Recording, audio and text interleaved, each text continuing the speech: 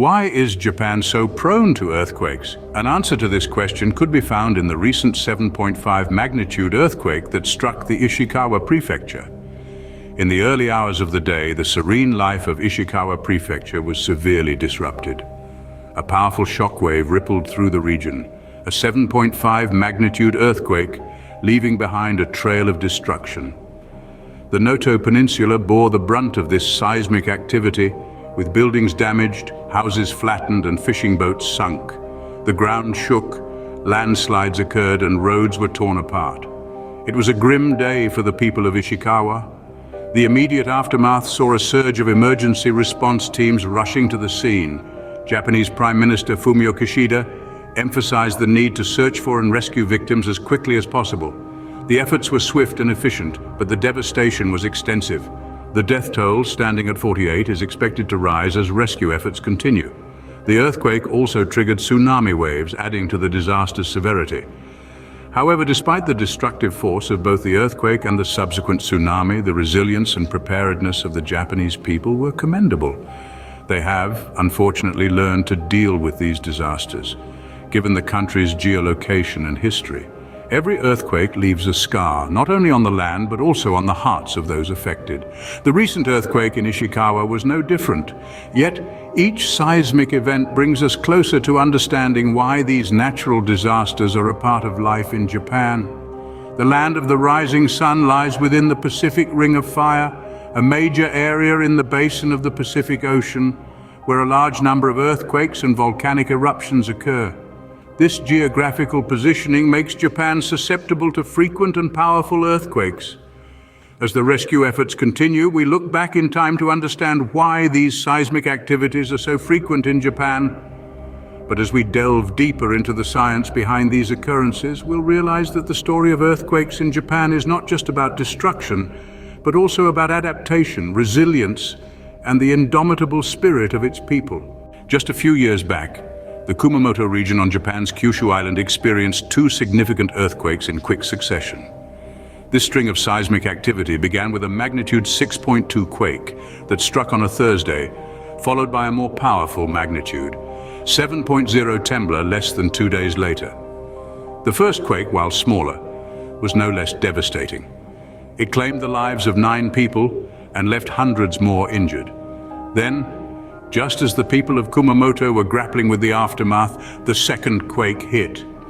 Striking in the early hours of a Saturday, it rocked the region once again and triggered tsunami advisories in the area. The epicenter of the second quake was located beneath the ocean, a key factor in generating tsunamis. Yet it was not just the location that made it a potential tsunami trigger. The earthquake was also shallow, another crucial ingredient in the dangerous earthquake-tsunami combination.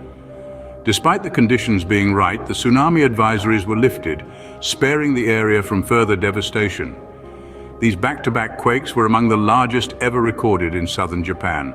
The sheer magnitude of these events, coupled with their close timing, left the region reeling and the residents in a state of shock.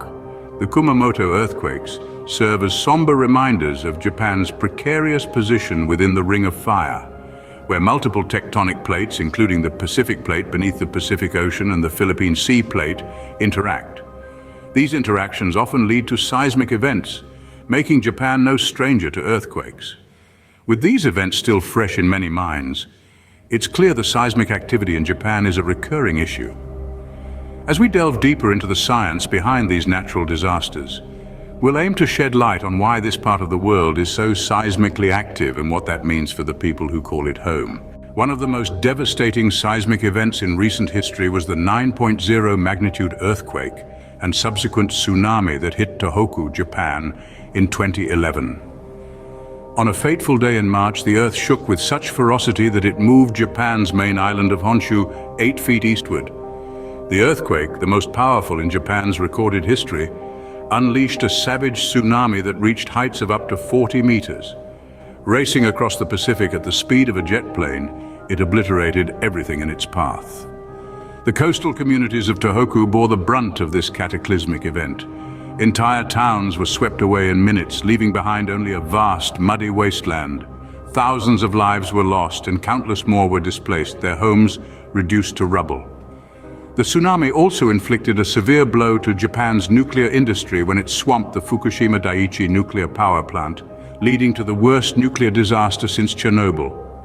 The damage to the reactors and the subsequent radiation leak caused long-term environmental and health concerns, further compounding the disaster's impact. In the aftermath, the resilience of the Japanese people was truly remarkable. Despite the overwhelming scale of the disaster, they rallied together to rebuild and recover. However, the scars of that day remain indelibly etched in the landscape and the hearts of those who endured it. Yet it's crucial to understand that these seismic events are not random acts of nature. They are intrinsically linked to the geology of Japan. The country sits at the juncture of four major tectonic plates, making it one of the most seismically active regions on the planet. This unique geographical positioning is the driving force behind the frequency and intensity of earthquakes in Japan. These seismic events are not random, but a result of Japan's unique geographical positioning. Japan's high frequency of earthquakes can be attributed to its location in the Pacific Ring of Fire. This is a major area in the basin of the Pacific Ocean where a large number of earthquakes and volcanic eruptions occur. Picture it as a direct result of plate tectonics and the movement and collisions of lithospheric plates. Here's the science behind it. Our Earth's surface is split into a dozen or so major plates. These plates are constantly moving, albeit at a pace slower than the growth of your fingernails. Now, where these plates interact at their edges, that's where the magic, or rather the mayhem, happens. Japan sits at the junction of several of these tectonic plates, including the mighty Pacific Plate beneath the Pacific Ocean and the Philippine Sea Plate. These plates are not on a peaceful journey. They mash, they collide, and they dive one beneath the other, a process we call subduction. In the case of Japan, the Philippine Sea Plate is diving or subducting under the Eurasia Plate. This subduction leads to intense pressure. When the pressure gets too high, the locked plates overcome the friction and jerk forward, causing an earthquake. Even though Japan is no stranger to earthquakes, the magnitude of the tremblers can vary significantly. The size of an earthquake is directly related to the size of the plate slip and the area that slips. Hence, even in a country that experiences frequent earthquakes, some can become historical events due to their sheer magnitudes. The Pacific Ring of Fire, although a hotbed for seismic activities, is also a cradle for life. Its rich volcanic soils support thriving ecosystems and human societies. But as we've seen, this comes with a significant trade-off: the constant threat of destructive earthquakes.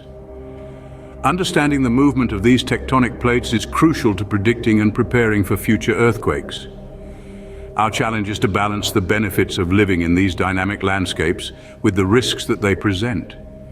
And the key to achieving this balance lies in understanding the very forces that shape our planet. Not all earthquakes trigger tsunamis. There are specific conditions required for this to happen. Earthquakes, the violent shaking of the Earth's crust, can be both fascinating and terrifying. But not every tremor leads to the mammoth waves we know as tsunamis. So what's the science behind these phenomena? First, let's talk about the three key ingredients needed for an earthquake to generate a tsunami. Ingredient number one: the earthquake must be a strong one, typically at least a magnitude 7. Anything less might not displace enough water to create significant waves. Secondly, the quake's epicenter has to be beneath the ocean. It is the displacement of the seafloor during an earthquake that pushes the water above, creating waves that can travel vast distances across the ocean. An earthquake on land, no matter how strong, won't cause a tsunami. The third and final ingredient is that the earthquake must be shallow. Deep earthquakes, even if they're strong and under the ocean, don't displace water in the same way. For instance, frequent earthquakes around Fiji often occur deep underground and therefore don't generate tsunamis. However, even with these three ingredients, not all tsunamis are created equal. The size and scale of a tsunami depend heavily on the severity of the seafloor displacement and the depth of the water where it occurs. The greater the displacement and the shallower the water, the larger the tsunami. Remember though, size isn't everything when it comes to the destructive power of an earthquake or a tsunami. Factors such as the proximity to populated areas, the preparedness of the population, and the response time of emergency services can dramatically influence the level of devastation. As scientists and authorities continue to monitor seismic activity in Japan, understanding these phenomena is key to reducing their devastating impact. With advancing technology and a better understanding of the Earth's seismology, we can hope to minimize the damage and loss of life caused by these powerful natural events.